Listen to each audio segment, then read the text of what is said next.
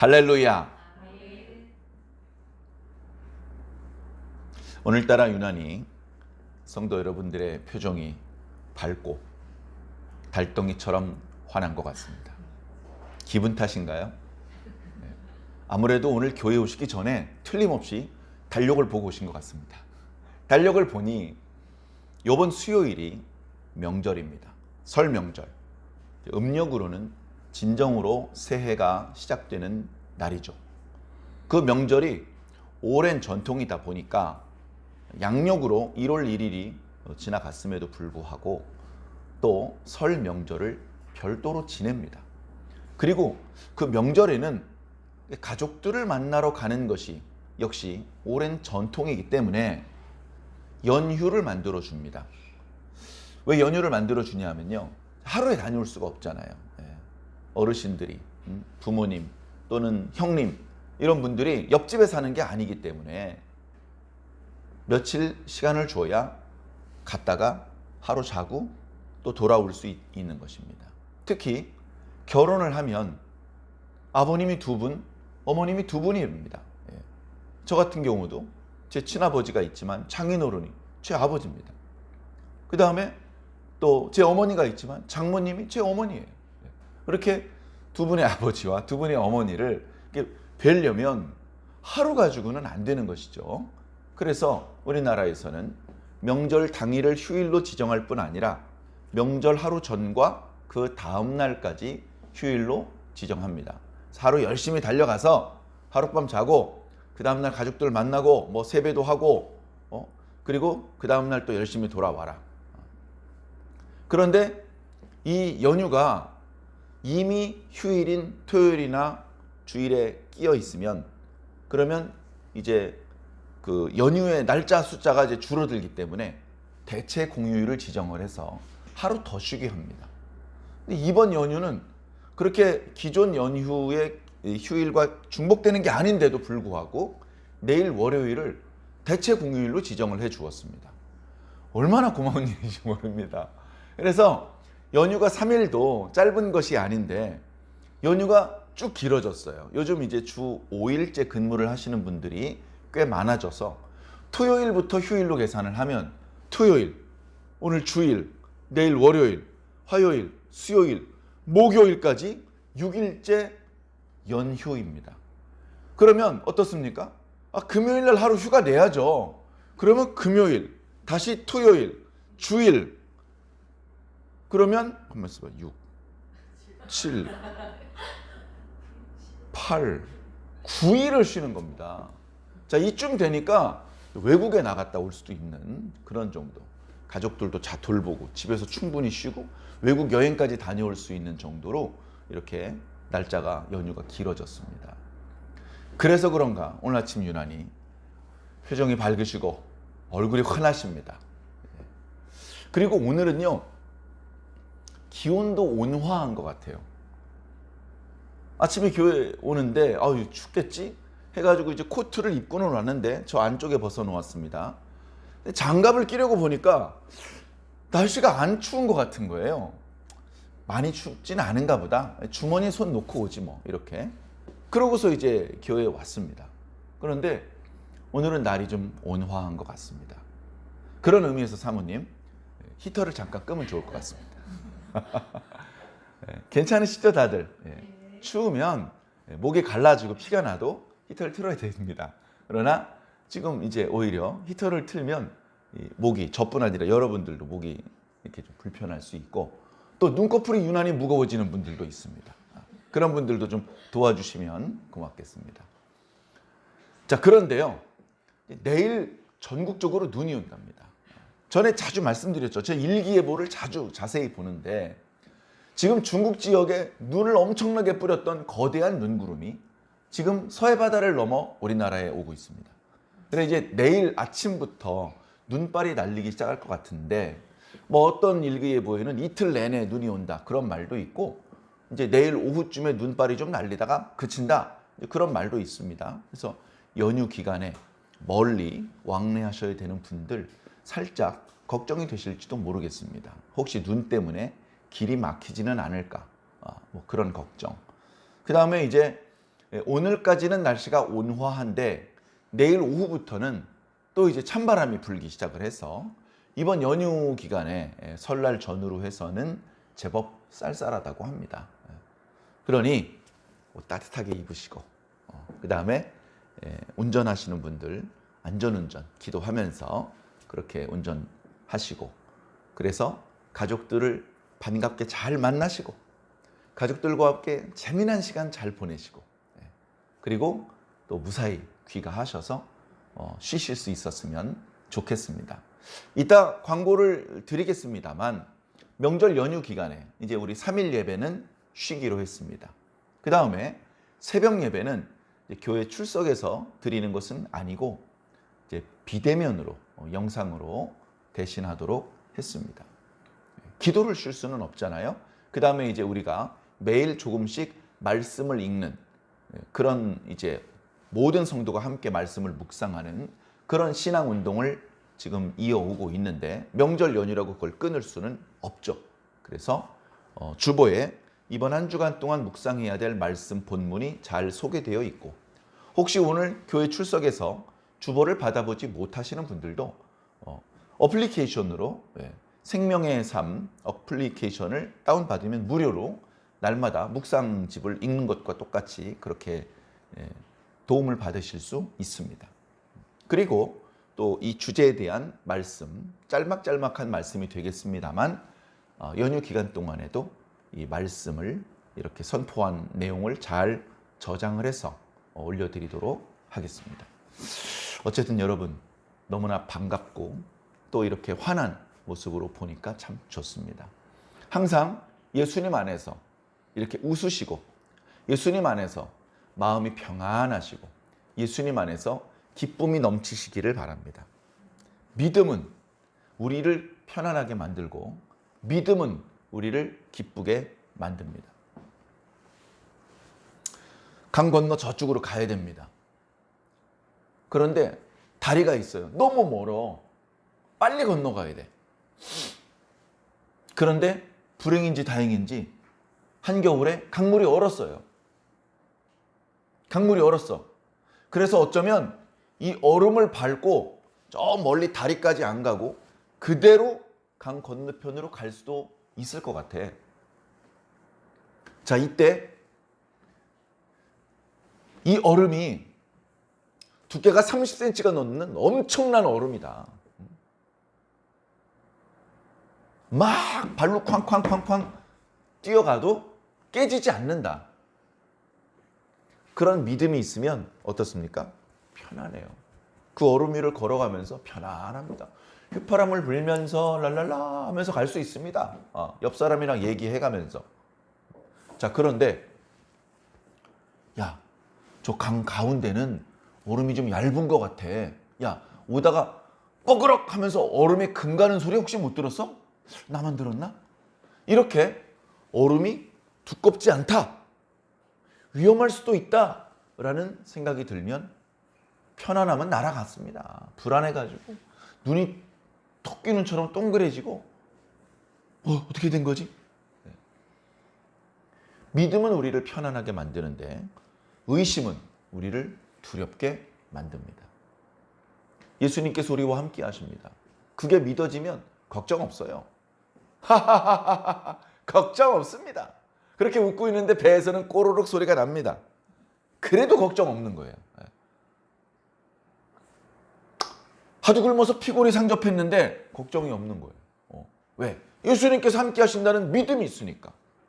아이고 뭐 저만 굶습니까? 예수님도 많이 굶으셨던데요. 뭐 이러면서 오히려 웃는 거예요. 그러다가 먹을 게 생겨, 좋은 일이 생기면 너무 기쁜 거야. 그리고 하나님께 먼저 감사하면서 음식을 주시면 음식을 먹고 옷을 주시면 옷을 입고. 그런데 예수님을 온전히 믿지 못했던 사람들, 큰일 났네. 양식이 떨어졌는데 내일은 뭐 먹지? 아이고 굶은 지 벌써 이틀이 지났는데 오늘도 굶는 건가? 예수님을 온전히 믿지 못하는 사람들은 그 사소한 문제들을 내가 직접 해결해야 되기 때문에 걱정이 많습니다. 그럴 때 먹을 게 생겼어요. 먹을 게 생겨도요 편안하게 먹지를 못해요. 야, 먹지 마, 먹지 마. 야, 이 먹을 게 언제 또 생길지 몰라. 조금씩 나눠서 뜯어서 먹어야 돼. 예수님을 믿지 못하면 그렇게 되는 겁니다. 물론 간혹 예수님을 믿으라고 그 믿음을 강조하면서 무리하게 행동을 하고 또는 뭐 빚을 얻어다 쓰고 뭐 예를 들면 그렇게 하다가 문제가 되는 경우도 있습니다. 지혜롭게 선하게 잘 분별하면서 행동을 해야 될 것입니다. 그러나 분명한 것은 예수님이 우리와 함께 하시다는 겁니다. 여러분, 예수님께서 왜 우리와 함께 하시죠? 우리의 비어있는 지갑을 뭔가 두툼하게 채워주시려고 우리와 함께 하십니까? 아니에요. 예수님께서 우리와 함께 하셔서 좋은 점이 뭡니까? 질병이 치료가 되고 육체가 건강해지고 마음이 편안해지고 물질이 풍요해져서 그렇습니까? 뭐 그런 것도 부대 효과로 우리들에게 유익을 주는 것이 될 수 있습니다. 그러나 예수님께서 우리와 함께 있어서 좋아지는 제일 첫 번째는 영혼이 구원받는 것입니다. 이건 다른 걸로 대신할 수 없어요. 다른 걸로 대신할 수 없어요. 밥이 없으면 라면 끓여 먹으면 되는데 예수님이 없으면 뭐 다른 걸로 할 수가 없는 겁니다. 우리의 영혼을 어떻게 구원받게 할 수 있습니까? 그런데 그 예수님이 우리와 함께 하시고 우리의 영혼이 구원받았으니 뭐가 걱정입니까? 여러분, 굶어 죽는 게 걱정입니까? 과거에는요, 원형 경기장에 끌려가서 사자의 밥이 됐어요. 걱정이 많았을 거 아닙니까? 근데 그때 초대교회 성도들 걱정하지 않았어요. 주님도 십자가를 지셨는데 주님 잠시 후에 뵙겠습니다 하면서 죽는 겁니다. 그래서 예수님을 믿는 사람을 위협을 해가지고 자기가 하고 싶은 대로 그 사람을 조종하고 움직여야 되는데 예수를 믿는 사람은 움직여지지가 않아요. 예를 들면 돈을 준다 그래도 안 움직입니다. 죽인다고 위협을 해도 안 움직입니다. 돈을 준다 그러니까 돈 필요 없습니다. 천국에서는 돈 없이도 다 살 수 있습니다. 죽인다 그러니까 아이고 고맙습니다. 내가 오매불망 그리워하는 예수님을 빨리 만날 수 있겠네요. 믿는 사람들을 위협을 해서 내 마음대로 조정하는 게 불가능합니다. 왜? 예수님께서 자신과 함께 하신다는 것을 확실히 믿기 때문에 그래요. 그래서 이런 사람들을 히브리서에는 세상이 감당하지 못하는 사람이라고 기록하고 있습니다. 세상이 감당할 수 있는 사람, 세상이 움직일 수 있는 사람, 세상이 겁박할 수 있고 위협할 수 있고 세상이 조종할 수 있는 그리스도인 아무 능력 없습니다. 아무 능력 없어요. 교회문 닫으라면 닫고 열라면 열고 그런 교회가 무슨 능력이 있습니까? 세상에 감당할 수 없는 믿음. 죽인다 그래도 교회 문을 열러 가는 거예요. 그러다 정말 죽어요. 그 앞에 있는 사람이 죽는 걸 봤는데 뒷사람이 또 교회 문 열러 가는 겁니다. 이런 사람들이 세상에 감당할 수 없는 사람입니다. 마귀는 우리의 육체의 생명은 뺏어갈 수 있을지 모르지만 우리의 영혼이 구원받는 것은 막을 수 없어요. 그런 믿음으로 가는 겁니다. 나 영혼 구원받으면 돼. 육체가 보존되는 것을 베드로가 그렇게 연연하지 않았더라고요. 십자가에 거꾸로 달려 죽더라고요. 많은 그리스도인들이 예수님을 믿는다는 그 한 가지 이유 때문에 잔인하게 죽임을 당했습니다. 그걸 성도들이 다 알아요. 아는데 아이고 난 저렇게 죽임당하면 안 되는데 하면서 예수 신앙을 버린 게 아니라 예수님을 더 강하게 붙잡았어요. 더 강하게. 예수님, 제가 죽기 전에 해야 될 일이 있는데 이걸 할 수 있도록 도와주십시오. 그런데 혹시 그 전에 주님이 저를 부르시더라도 저는 기쁨으로 주님 품에 안기겠습니다. 그런 믿음으로 사는 거예요. 밥 굽는 게 무섭습니까? 매 맞는 게 무섭습니까? 사랑하는 성도 여러분, 초대교회 성도들의 그런 믿음의 이야기를 들어보면 현대 그리스도인들의 믿음은 너무나 약해. 너무나 나약해. 너무나 나약해.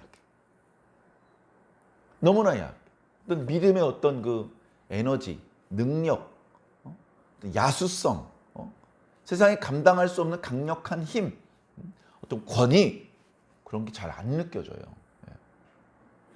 세상 사람들이 교회를 야단치면 이거 잘못했습니다 이러고 있습니다. 잘못했으니까 그랬겠죠. 그러니까 교회가 잘못을 하면 안 되고, 교회가 잘못하고 있는 세상을 향해서 그러면 안 돼! 이렇게 말할 수 있어야 됩니다. 교회가 우리 사회에서 어른 역할을 해야 되는 것이죠. 어른들끼리 싸워보세요. 애들 앞에 권위가 섭니까? 그런데 우리 기독교가 상당히 권위적인 그런 모습을 보이지 못했어요. 천주교회에서 개신교라고 표현하면서 무시합니다.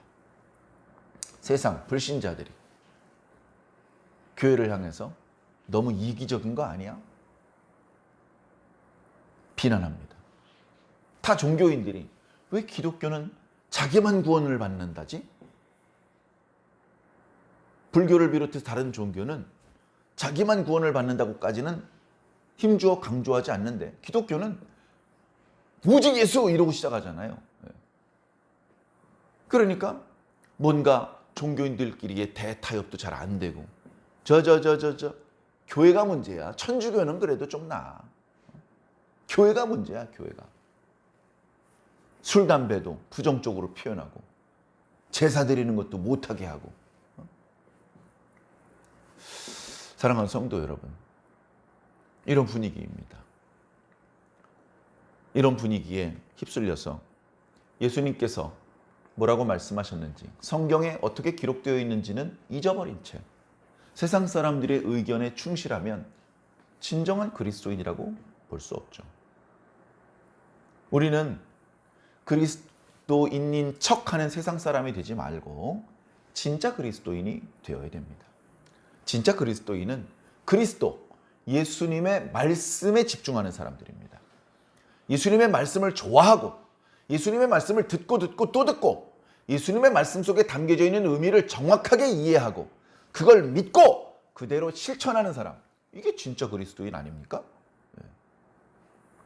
우리 완주중앙교회 성도들은 진짜 그리스도인으로 날마다 성장하시며 성숙하셔서 예수님께서 다시 오실 때 우리 완주중앙교회 성도들은 하나도 빠짐없이 그 품에 안아주시기를 예수님 이름으로 간절히 축원합니다. 감사합니다. 오늘 본문에도 명절 이야기가 나오네요. 유대인의 명절은 오늘 우리들의 명절과는 달라요. 그런데 좀 약간 스케일이 다르다는 생각이 들어요. 자, 우리 명절은 하루야. 원래 하루야, 원래. 그런데 그냥 명절 하루 전 그 다음 날까지 연휴로 그냥 해준 것 뿐이에요. 원래는 하루야. 그런데 유대인의 명절, 특히 이번에 명절이 초막절이거든요. 이 초막절은요, 일주일입니다. 일주일 동안 생업을 내려놓고 만사를 제쳐놓고 예루살렘으로 가는 거예요. 잠은 어디서 자? 어디서 자든지 아무튼 예루살렘 가는 겁니다. 예루살렘 가까운 데 자든지 좀 먼 마을에서 자든지 어쨌든 일주일 내내 예루살렘에 있는 거예요. 그러니까 우리들처럼 가족들을 만나는 게 목적이 아닙니다. 가족들을 만나는 게 목적이 아니에요. 우리는 이제 아무래도 조선왕조 500년 동안 유교 중심으로 나라를 다스렸고 백성들을 가르쳤기 때문에 유교의 문화와 풍습이 지금까지 강하게 남아 있습니다. 그래서 이제 유교의 가르침이 이제 우리 기독교의 가르침하고도 이게 통하는 게 참 많습니다. 유교의 가르침 중에서 귀신에게 제사 드리는 그런 부분들은 우리가 용납할 수 없죠. 그런데 요즘에는 그런 부분을 강조하지 않더라고요. 그런데 과거에는 이제 어찌되었건 특히 이제 돈 있는 사람들, 부자들, 양반들 이런 사람들 집에 보면 사당이 있습니다. 그리고 지역마다 뭐 향교라든가 서원이 있으면 그 서원 뒤편에 사당이 있습니다. 그래서 이제 어떤 제사의 문화가 있는 것이죠. 그러다 보니까 가족들을 만나러 가는 거예요. 가족들. 그래서 지금도 많이 사라지기는 했습니다만 명절 때 제사를 지내는 집들이 덜어 있습니다. 제사 음식을 준비를 하고 옛날처럼 형식을 온전히 갖추지는 않았지만 각각 가정에서 방 하나를 단정하게 정리를 해가지고 거기서 이제 향을 피우고 절을 하고 그렇게 하더라고요. 우리 그리스도인들은 이제 그렇게 잘 안 합니다. 살아있는 사람에게는 머리 숙여 인사하는 게 흉이 될 게 없지만 죽은 사람에게 머리를 숙여 절을 하는 것은 이건 조금 성경적으로 우리 그리스도인들의 모습은 아닌 것 같다.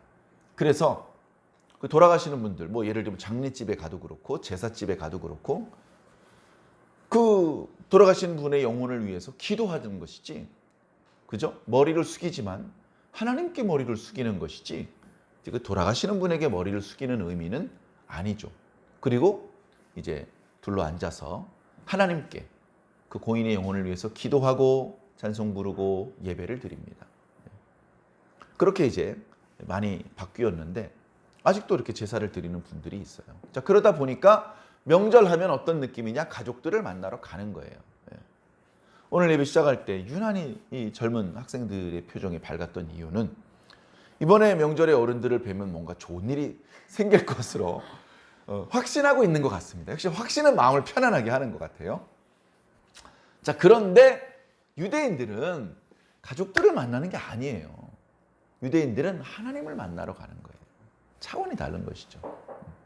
하나님을 만나러 가는데 하나님이 예루살렘 성전에 이렇게 앉아 계신 건 아니지만 율법에 이스라엘 남자는 1년에 3번 무교절과 또 오순절과 초막절에, 맥추절과 초막절에 하나님께 네 몸을 보이라 이렇게 말씀하셨거든요. 또 다른 구절에는 빈손으로 가지 마라.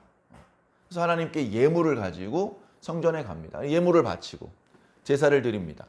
특히 초막절은 제사가 많습니다. 제사 때 이렇게 소용되는 그 희생 제물도 많습니다.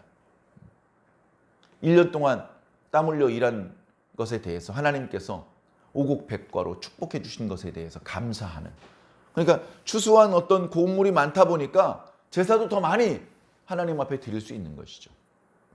자, 그러다 보니까 그 축제가, 그 명절이 일주일을 지속되는 거예요. 일주일. 그래서 우리 요한복음 7장에 바로 이 초막절 때 있었던 이야기가 꽉 차 있지 않습니까? 처음에는 이제 초막절이라는 명절이 다가오니까 예수님의 동생들이 형님 이번에 명절 때 사람들이 예루살렘에 많이 모일 텐데 형님도 올라가시죠.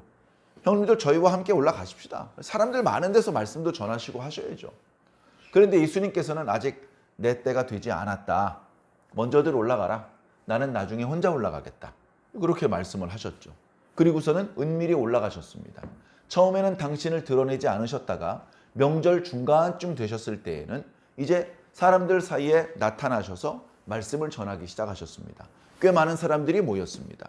사람들 사이에서 예수님은 그리스도다, 아니다, 의혹들이 많이 있었는데 예수님께서 나타나서 말씀을 전하자 사람들이 다 좋아합니다. 믿는 사람들의 숫자가 점점점 많아집니다.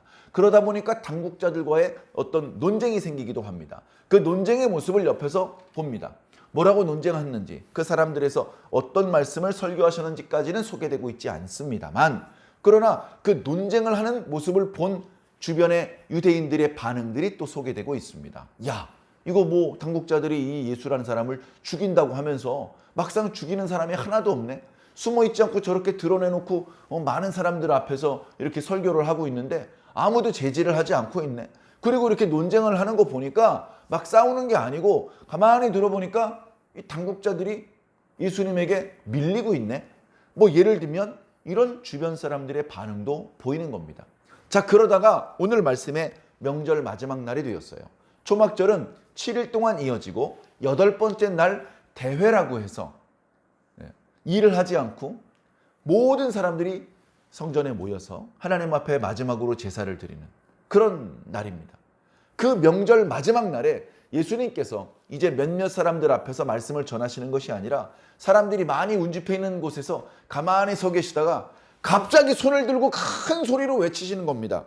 뭐라고 외치셨느냐면은 누구든지 목마르거든 내게로 와서 마시라.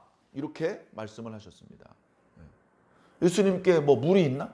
예수님 서 계신 뒤쪽에 삼다수 2리터짜리 물병이 뭐 5,000개가 준비되어 있고 막 이런 건가? 그게 아니에요.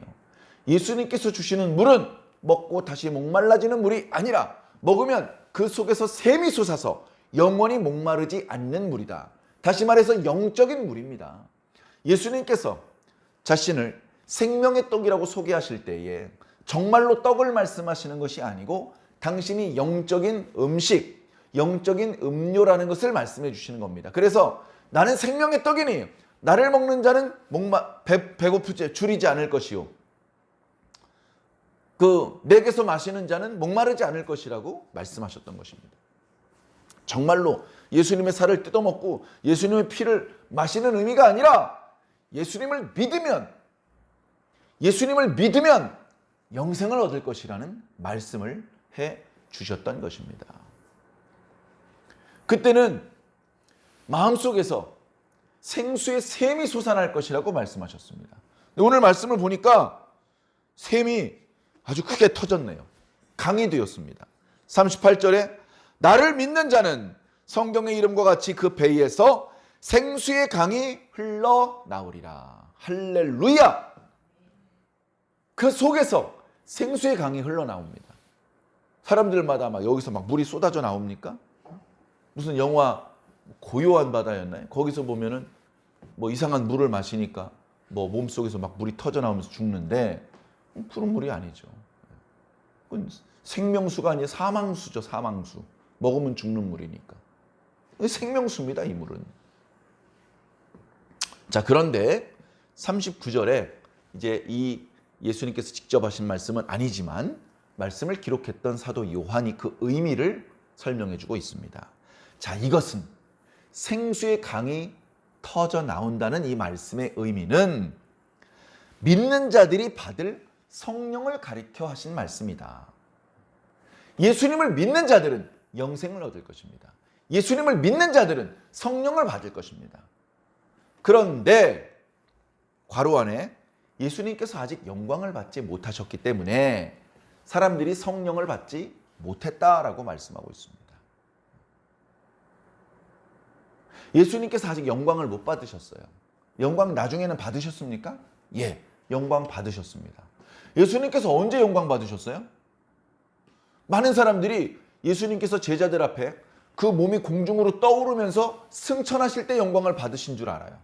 또는 예수님께서 승천하셔서 하늘에 가 보았더니 하나님께서 우편에 보좌를 준비해 놓으셔서 여기 앉으라고 하셨을 때 거기 딱 앉는 순간 영광을 받으셨다라고 잘못 알고 있는데 예수님은 언제 영광을 받으셨냐면요. 십자가에 달리셔서 죽는 순간에 영광을 받으셨습니다. 예수님께서 십자가에 달려서 죽는 그 순간에 하나님께서 아들에게 영광을 주셨습니다. 이 역설적인 의미는 잘 이해하기 어렵습니다만 그 순간에 하나님께서 죄와 사망의 권세를 이기시고 진정으로 온 천지의 왕이 되신 순간이기 때문에 그렇습니다. 그래서 예수님께서 영광을 받으신 이후에 드디어 성령을 받는 사건들이 나타나기 시작을 합니다. 대표적으로 사도행전 2장에 사도들과 문도들이 기도할 때에 일시에 성령이 임한 사건이 있었고요. 그 이후에 사도들이 기도해 줄 때 성령 받는 경우도 있었고 말씀을 전파하는데 말씀 듣다가 성령 받는 그런 일이 나타나기도 했었습니다. 그리고 그런 성령이 임하는 역사들의 연장선에서 오늘 저와 여러분들도 하나님께 성령을 받으신 겁니다.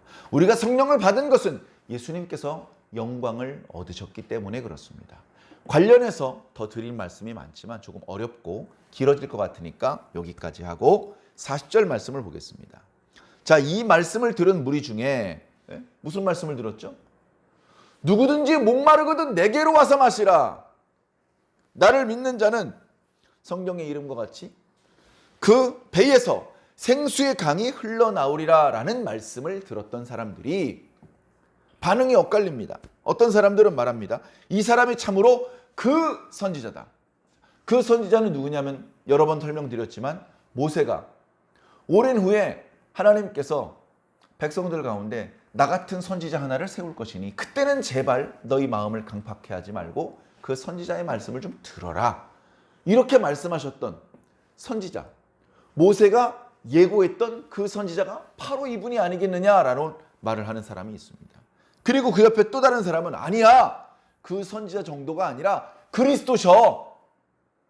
구약의 그 수많은 선지자들이 예언하셨던 메시아셔. 그분이 바로 이분이셔. 그렇게 말하는 사람도 있었습니다. 그런가 하면 이분이 대단한 사람이긴 하는데 그리스도는 아니야. 아니 왜? 너 성경도 안 읽어봤어? 그리스도는 다윗의 자손 중에서 나온다고 그랬어. 그리스도는 베들레헴에서 나온다고 그랬어. 얼씨구. 우리는 알죠. 예수님께서 다윗의 자손인 거. 그 다음에 예수님께서 나사렛에 쭉 살고 계셨어요. 예수님의 부모가. 그런데 예수님께서 태어나는 순간에 베들레헴으로 거기서 예수님 태어나셨잖아요. 성경을 이루기 위해서 그런 일들이 있었는데 우리는 이제 그걸 아니까 엄마 예수님이 바로 다윗의 자손이야. 예수님이 바로 베들레헴에서 태어나셨어. 라고 말해주고 싶은데 그럴 수가 없죠. 자, 이분들은 이제 그것까지는 모르는 겁니다. 자, 그런 상황이 있습니다. 그러니까 예수님께서는 저쪽에서 또 당신 앞에 있는 사람들에게 말씀을 가르쳐주고 계신데 이쪽에서는 예수님이 그리스도다 아니다 그리스도 아니다 막 논쟁이 벌어집니다. 예? 처음엔 어땠어요? 명절 처음에는 사람들이 예수님을 찾는데 없어. 그러면서 예수님께서 좋은 사람이다 아니다 사람을 미혹하게 한다 이러면서 논쟁이 붙다가 유대인 당국자가 지나가면 쉿! 유대인들을 무서워하기 때문에 예수님이 그리스도인지 아닌지 공개적으로 드러내놓고 논의를 하는 것을 못했습니다. 얘기를 하면 야 인마 너도 저 예수라는 사람 믿는 사람이야? 너도 미혹됐구만! 막 이렇게 불이익을 당할지 모르기 때문에 사람들이 쉬쉬했는데 이제 명절 끝날 쯤 되니까 그리고 예수님께서 숨어 계시지 않고 드러내고 당신의 말씀을 선포하고 계시니까 사람들도 적극적으로 열띠게 저분이 참 그리스도냐 아니냐를 가지고 논쟁이 벌어졌습니다. 그런데 이 논쟁 중에 점점점 예수님이 그리스도일 것 같다라고 믿는 사람들이 점점 많아지는 거예요. 그 모습을 유대인 당국자들이 보니까 이거 이러면 안 되는데 사람들의 마음이 점점점 예수라는 사람에게 쏠리고 있네. 심지어 예수를 메시아라고 믿고 있네. 그러면서 예수를 메시아라고 확실하게 믿는 어떤 사람은 유대인 당국자를 향해서 눈을 흘기면서 당신들은 왜 믿지 않소? 그렇게 말하는 것 같은 거예요. 여러 가지 이유가 있습니다만 당시 유대인 당국자는 이 예수님을 그리스도로 절대로 받아들일 수가 없었습니다. 자, 그러다 보니까 예수님을 이제 체포해가지고 예수님을 구금하고 그래서 대중들로부터 따로 떼어놓고 필요하면 매질도 하고 그런 식으로 이제 예수님 때문에 이렇게 사람들이 이렇게 선동이 되는 그런 상황을 막아야 되겠다. 이제 그런 생각을 한 것입니다. 그래, 우리가 이제 어저께 묵상했던 32절 말씀에 보면 예수에 대하여 무리가 수군거리는 것이 바리새인들에게 들린지라 대제사장들과 바리새인들이 그를 잡으려고 아랫사람을 보냈다. 아랫사람은 성전 경비병들입니다. 성전 경비병들. 야, 너희들 임무가 뭐야? 이 성전을 거룩하게 지키고 또 이게 어떤 안전이라든가 무질서 이런 것을 막는 거잖아. 저 예수란 사람 때문에 이제 얼마나 혼란스러워. 빨리 잡아와. 그래가지고 이제 성전 경비병들 몇 명이 예수님을 잡으러 출동을 했습니다. 했는데 잡아오지 않고 빈손으로 오는 거예요. 그 말씀이 45절에 나오죠. 아랫사람들이 성전 경비병들이 대제사장들과 바리새인들에게로 돌아오니 그들이 묻되 야, 왜 안 잡고 그냥 왔어? 그랬더니 경비병들이 뭐라 그런지 압니까? 지금까지 저 사람처럼 말하는 사람은 없었습니다.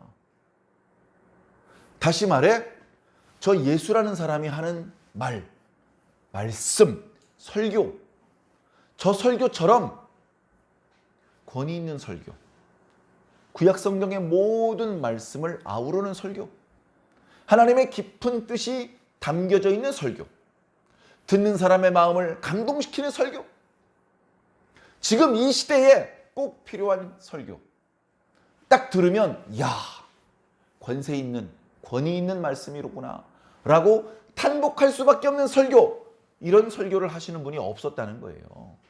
그럼 지금까지는 아무도 설교한 적이 없습니까? 아니죠.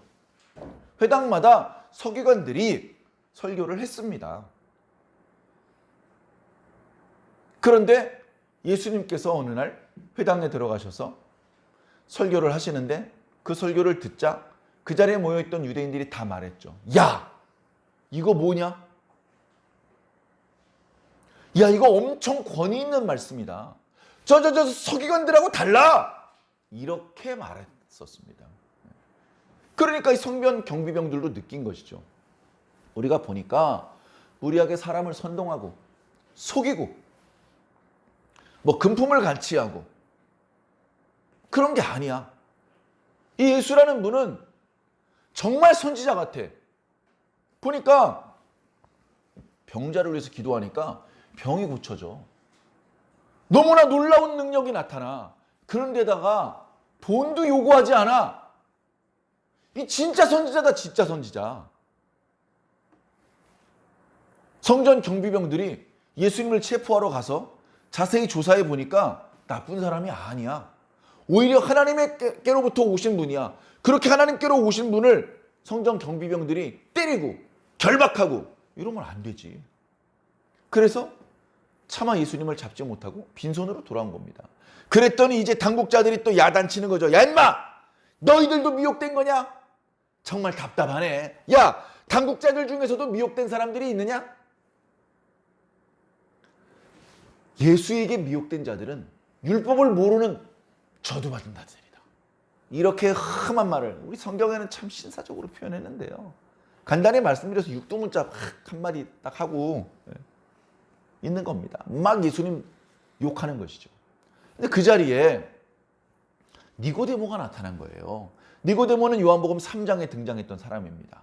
바리새인입니다. 그런데 다른 바리새인들처럼 들어보지도 않고 예수님을 욕하는 것이 아니라 예수님의 행적을 보고 예수님의 말씀을 들어보았더니 야, 이것은 우리 바리새인들이 배척해야 될 사람이 아니야.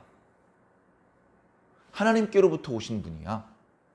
그러면서 이 사람들에게 오해를 사지 않도록 밤에 예수님을 찾아왔었죠. 물론 처음에는 이 바리새인도 깨달음이 둔했습니다. 예? 제가 나이가 이렇게 많이 먹었는데 어떻게 엄마 뱃속에 또 들어갑니까?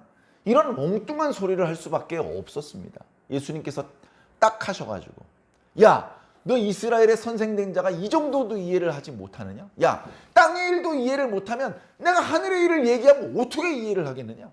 이렇게까지 말씀을 하신 적도 있었습니다. 그런데 그날 니고데모와 예수님과 그 밤에 또 다른 어떤 대화를 많이 나누었는지까지는 요한복음에 소개되고 있지는 않는데 아마 조금 더 예수님께서 하셨던 말씀을 들었겠죠. 그리고 어떤 정도인지는 알 수 없지만 이 니고데모의 마음이 움직였던 것 같습니다. 니고데모의 생각이 바뀌었던 것 같습니다. 생각이 바뀌다. 헬라어로 메타노이아라고 합니다.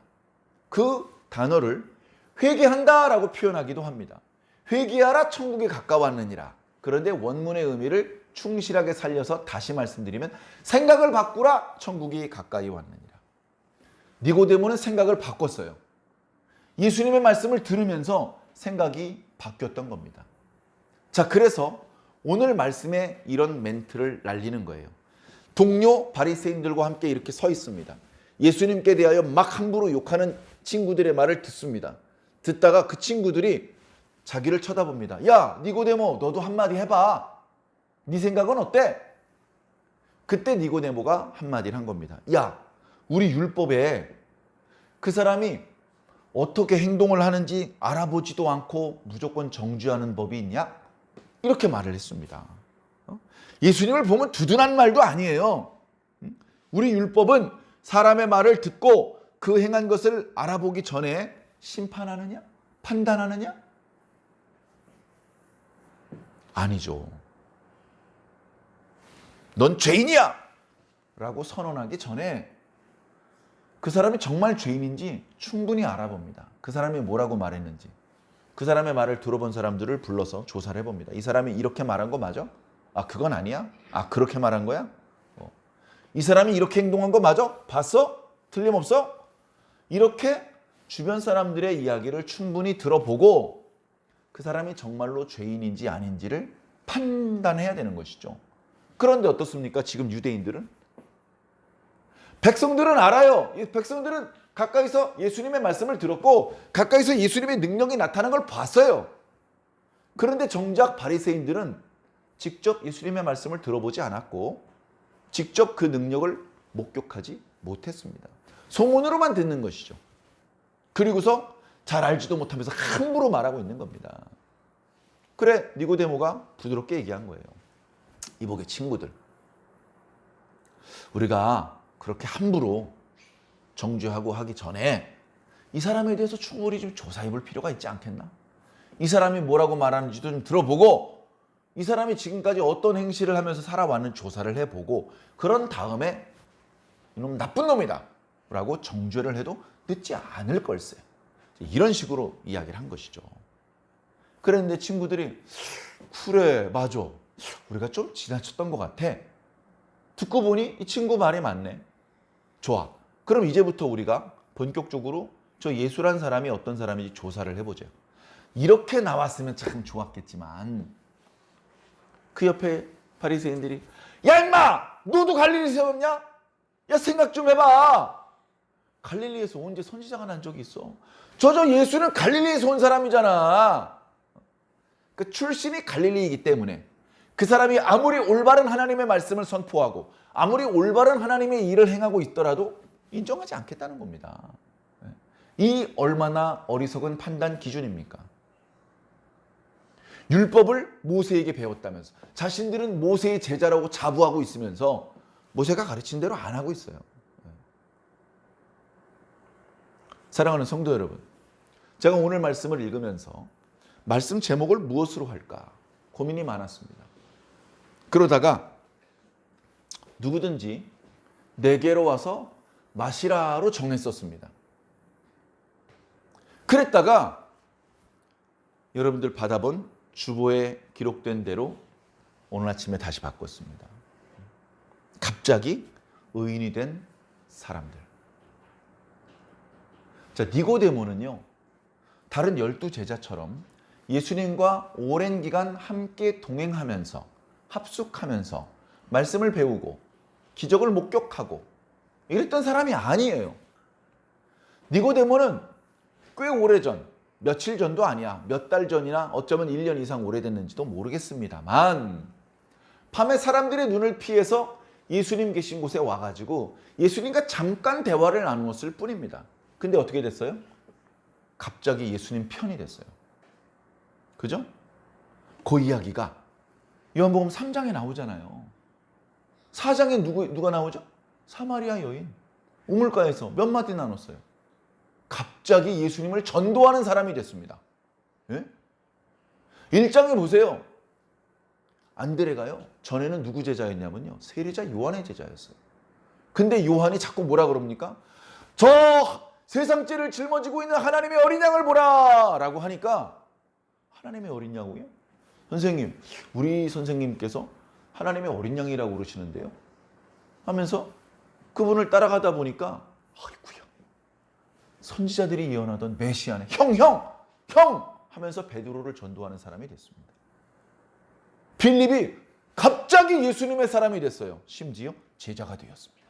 그래가지고 나다나엘을 불렀어요. 나다나엘 예수님이랑 두 마디 하니까 당신은 하나님의 아들이며 이스라엘의 임금이로소이다 인정하게 됐어요. 갑자기 의인이 된 사람들이 이렇게 많이 있습니다. 그래서 생각을 해보니까요. 저도 갑자기 의인이 됐더라고요. 저 영 못돼 먹은 놈이었거든요. 그런데 어느 날 어느 순간인지는 잘 모르겠지만 내가 하나님의 백성이 되어 있는 거예요. 갑자기 하나님의 백성이 된 거죠. 갑자기. 여러분들은 어떻습니까? 우리들은 모두 갑자기 하나님의 백성이 되었어요. 갑자기.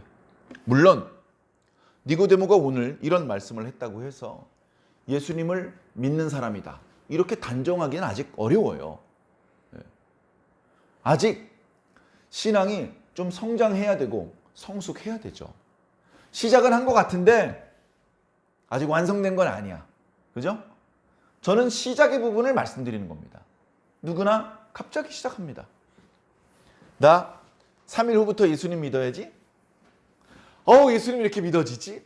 이렇게 예수님 믿는 사람은 없어요. 자기가 예수님을 언제 믿을지 계획하고 믿는 사람은 없습니다. 어느 순간 갑자기 믿어집니다. 뭐지? 예수님이 믿어지네. 갑자기 믿어지는 거예요. 그것이 완성은 아닙니다. 시작입니다. 그때로부터 계속해서 우리들의 믿음을 완성시켜 나가야 돼요. 우리들의 믿음을 성장시켜 나가야 됩니다. 하나님께서 시작해 주셨는데 거기서 멈춰 있으면 안 돼요. 거기서 멈춰 있으면 안 돼요. 자동차가 열쇠를 꽂아가지고 돌리면 전기의 힘으로 엔진을 돌립니다. 전기의 힘으로. 겨울철에 날씨 추울 때는요, 한 번에 시동이 안 걸릴 때도 있어요. 그러면 또 풀었다가 다시 돌립니다. 엔진을 전기의 힘으로 돌리는 것이죠. 엔진이 돌아갑니다. 엔진이 돌아갑니다. 그럼 열쇠를 다시 원위치로, 다시 말해서 전기 에너지를 더 이상 공급해 주지 않아도 이제 휘발유의 힘으로 엔진을 돌려야 되는 거예요. 그 다음부터는. 전기가 공급되지 않아도 휘발유가 공급되면 계속 엔진은 멈추지 않고 돌아야 됩니다. 하나님께서 출발시켜 주셨으면 그때로부터 멈추지 않고 계속 우리들의 믿음을 성장시켜 나가야 되는 것이죠. 그죠? 식물을 성장시키려면, 그죠? 콩밭에 콩이 자라려면 물을 줘야 됩니다. 물을 줘야 돼요. 그런 것처럼 우리들은 우리들의 믿음이 성장하기 위해서 말씀을 계속해서 들어야 되는 것이죠. 예수님이 갑자기 믿어져! 그때부터 교회 안 나오기 시작해봐요. 어떻게 되겠냐고요. 씨가 발아에서 뿌리도 내리고 싹도 났는데 바로 말라 죽는 겁니다. 그죠? 열매를 못 맺는 것이죠. 우린 이렇게 놀라우신 하나님의 은혜와 사랑으로 갑자기 의인이 되었습니다. 갑자기 그리스도인이 되었습니다. 그런데 이게 끝이 아니에요. 우리는 이 믿음을 계속해서 발전시켜야 됩니다. 니고데모는 요한복음에 자주 등장하지는 않습니다. 3장에 한 번, 오늘 말씀 7장에 한 번, 저 뒤에 예수님께서 돌아가신 이후에 또 등장을 하는데 니고데모의 모습을 보면 변화되고 있는 모습, 성장해가고 있는 모습이 느껴집니다.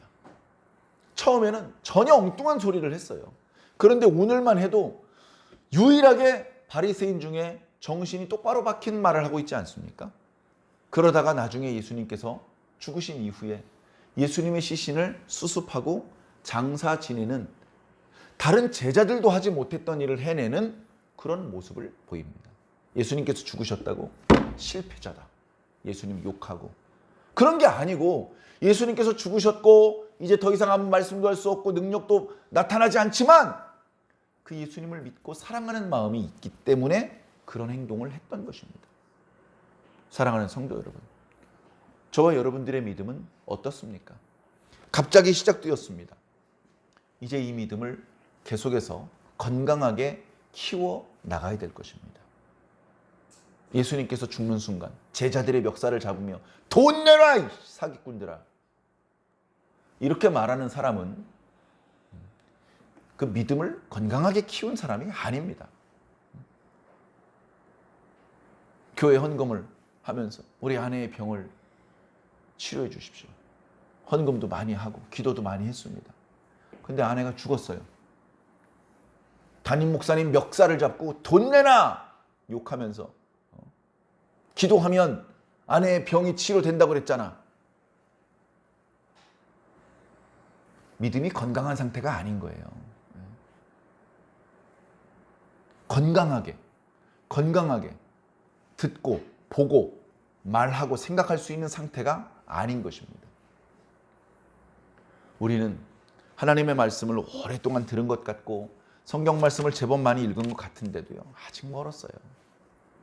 읽고 또 읽어야 되며 듣고 또 들어야 합니다. 사랑하는 성도 여러분, 저도 여전히 미완성입니다. 우리는 모두 미완성입니다.